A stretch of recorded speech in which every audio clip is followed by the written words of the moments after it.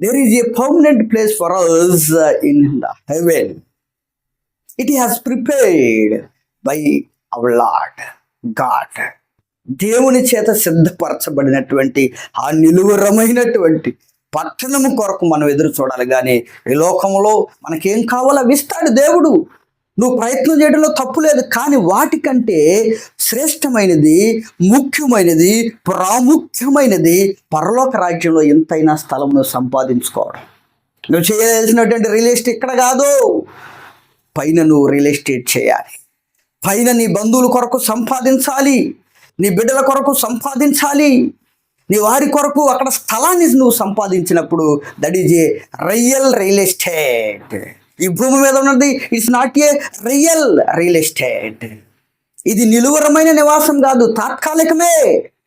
పర్మనెంట్గా నీకు ఉండవలసినటువంటి స్థలము, రియల్గా నీకు స్థిరాస్తి అక్కడ నువ్వు సంపాదించుకోవాలి.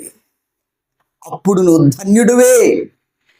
సాతానుడు మాయ చేసి వలవేసి నిన్ను ఈ లోకంలో గజిబిజి చేసి దేని కొరకు కష్టపడేటట్టు చేసి చివరికి నువ్వు కష్టపడుతున్నావు, కానీ పరలోక రాజ్యంలో స్థలాన్ని నువ్వు కోల్పోతున్నావు.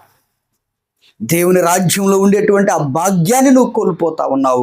భూలోక మాయలో పడిపోయి ఆలోచించి నిలువరమైన నివాసం ఎక్కడ కాదు, it is there the heaven. పరలోక రాజ్య పట్టణంలో ఉంది.